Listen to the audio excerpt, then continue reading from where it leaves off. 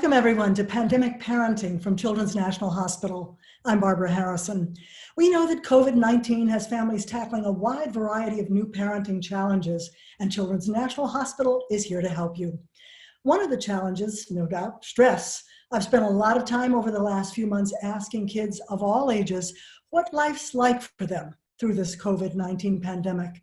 They've shared a lot with me through my Kids Speak Out site, and they've talked about a little of everything from missing their friends to actually missing their classrooms.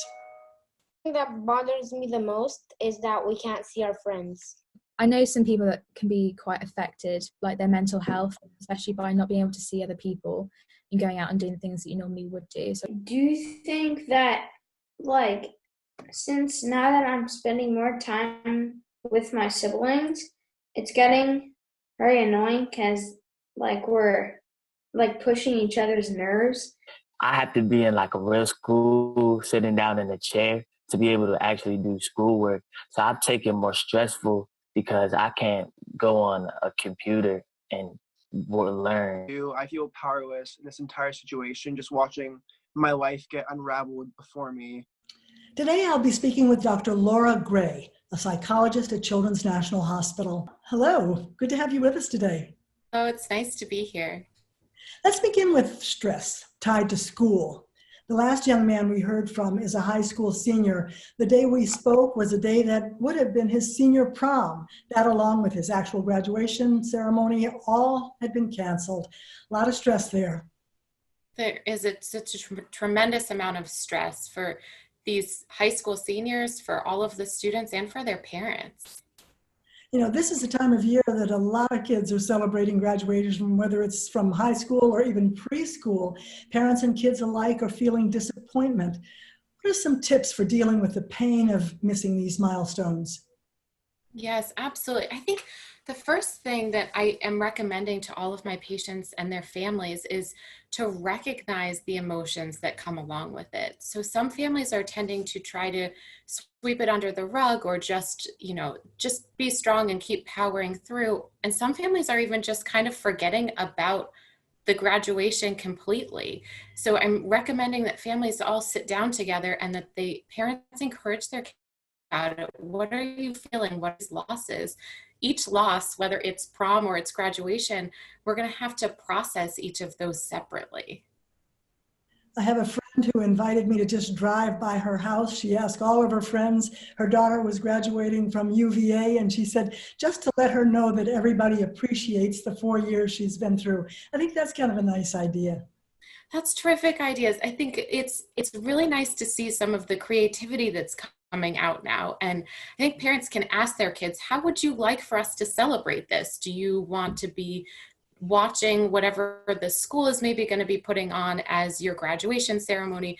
I've heard some families trying to create their own stage and creating a cap and gown for the kids to walk across, inviting families to a virtual graduation ceremony.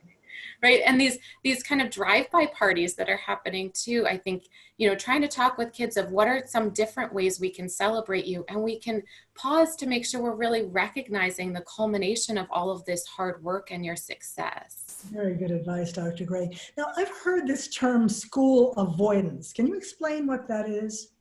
Yes, absolutely. So school avoidance is broadly, it's when kids have an extreme anxiety about school, generally attending school in the school building, but frequently it's related to the work that they're having to do. So for some kids, there's a social anxiety component.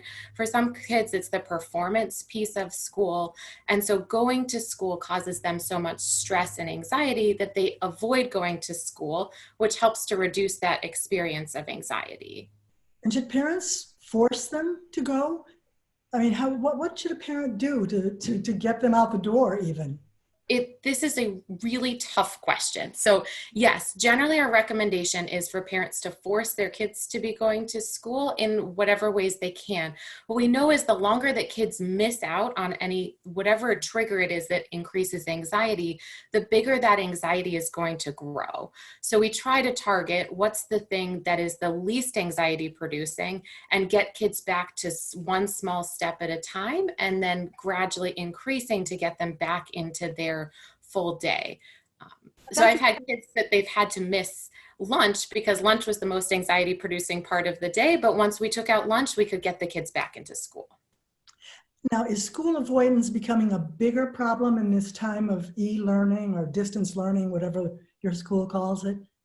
I think it's a really good question. I have not seen that school avoidance in the same way is becoming a problem.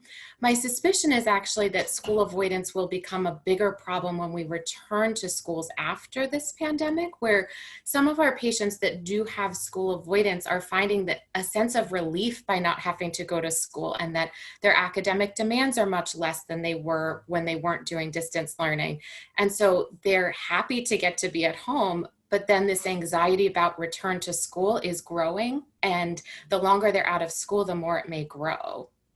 I had one little boy told me that he didn't want to have to go back and have to wear a uniform again. He liked keeping on his pajamas to do his work, his schoolwork at home. There's going to be a big adjustment for everyone whenever it is that we're going back, and we don't know exactly what that's going to look like. But certainly, whether it's the clothes they're having to wear, how long they're going to be at school, how much work they're having to do, it's going to be adjustment to return back to school. Now, many parents are hopeful for a return to school in the fall, but there will most likely still be some element of e-learning, we're hearing. What are some tips for parents to help best engage their kids in e-learning? It's a tremendous question, and it's a huge challenge, especially as many parents are trying to work from home as well. So I start with the caveat of recognizing that this is a challenge for parents, and what we're asking them to do, it's not always going to be perfect, and that's okay too. But what we recommend for parents is to try to keep a structured daily routine for their kids, so that the kids know when they're waking up and when they're doing schoolwork, when they're going to have their free time, and when they're going to sleep at night. Keeping that consistent sleep schedule and the consistent times for attending class and doing their schoolwork is helpful. Also keeping a workspace environment. Each of us is going to work better when we have an environment that has less distraction. And so trying to create a space for kids to be attending virtual school and completing their schoolwork that has limited distractions. Now, you heard the boy that we listened to tell me that he just couldn't learn that way. He says, I can't sit at the computer. There are too many distractions around me. Is there anything a parent should do about something like that? Yes, absolutely. And I think this is one of the challenges we're hearing from a lot of kids. It's not as engaging to be sitting in one place and just looking at a teacher on a screen. And teachers aren't able to use as many of the different tools and tricks that they would be using to engage students in an actual classroom. So I'm encouraging a lot of my patients who are having difficulty with focusing and with motivation in attending these classes that honestly might be feeling more boring and less engaging for them, that they take breaks, that they stand up and stretch, that they're getting up and moving. And for some families, it's trying to implement a reward system for their kids. You know, each of us works more for rewards, whether it's a paycheck for parents at the end of the week, right? So it's helping these kids to have something that they're working towards, even if it's getting to pick the family movie for movie night or where the family's going to order dinner from. It's a good idea. Now, are there things parents can do now to help kids mentally prepare for the transition back to school and for something that they can look forward to when they go back to school? I mean, I think many of them are looking forward to it, especially seeing their friends, but anything parents should be doing now? Yes, I think parents can be setting the expectation for their kids that at some point this is going to be over. So just as you said, we're going to get to go back. You'll get to see your teachers. You'll get to see your friends. But also setting the expectation for the unknown. Then this is the really hard part, especially for kids. It's the hard part for all of us, is we don't know when that's going to be, and we don't know exactly what it's going to look like. So trying to help kids already starting with an expectation of being flexible, of saying, even if it's not the same amount of time or it's not the same number of days, that when we get back to school, we'll still get to see our school buildings and our teachers and getting to see some of our friends. So there's something kids can look forward to, but we're also not making promises for them that we can't keep. So Dr. Gray, what do you think is the impact on children's mental health to be without direct social interaction? Yes, I from what I'm seeing and witnessing with the families I work with, this is certainly taking a toll on many of our youngest kids up to our oldest adolescents.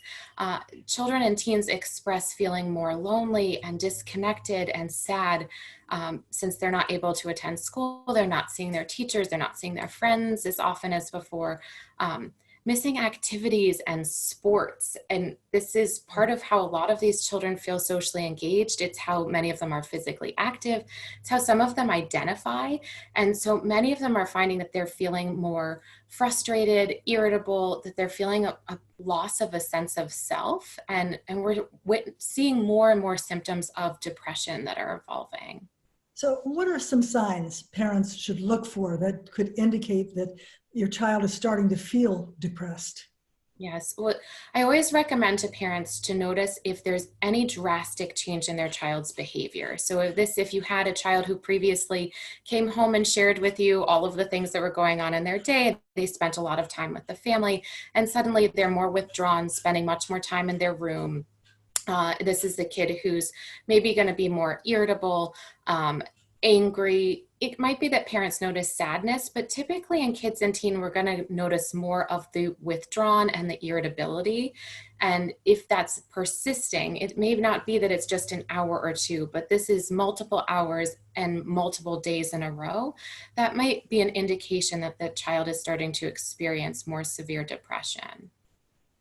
So a lot of parents say, what should I do? What should I do if my child starts exhibiting these concerning signs for depression? Is there anything you would advise the parent to do? Yes, I think it's helpful for these kids to be able to get somebody else that they can talk to. So being able to get them into therapy, getting to talk to a professional, it provides a safe space for kids and teens to be able to talk and express the way that they're feeling. For many of them, they don't even understand the emotions they're having. And so they need some help to identify those emotions and why they're feeling them and to learn some coping strategies. One quick question more. What about nightmares? What should parents do if they think their children are suffering through nightmares during sleep? Certainly, yes. That's if parents think that their kids are experiencing nightmares, then we would recommend that they try to spend a little time with them before bedtime to be able to talk about what the kids might be worried about or what they're thinking about. Sometimes giving kids the space to be able to draw or write down what they're feeling can be helpful.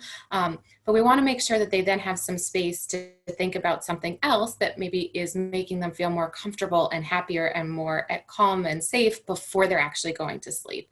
So having those conversations maybe after dinner and then doing another activity and then helping the child go to bed. You have such great ideas, Dr. Gray. We're going to have you back again because there are so many more questions I think that I'd like to have answered. I'm sure a lot of parents feel the same way. So thank you very much for sharing your expertise with us. I know it was great information for everyone who was listening. Oh, thank you so much, Barbara. I was happy to be here. If you out there have any questions for Dr. Gray that she didn't address, put them in the comments section of this video and she or a member of her team will get back to you with a response. For more parenting tips, make sure to check out riseandshine.childrensnational.org, which has lots of advice for keeping the kids healthy and happy from the experts at Children's National Hospital. And we'll be back next week with another Children's National expert, so I hope you'll plan to join us then. For now, thank you for being with us. I'm Barbara Harrison, and thanks for watching.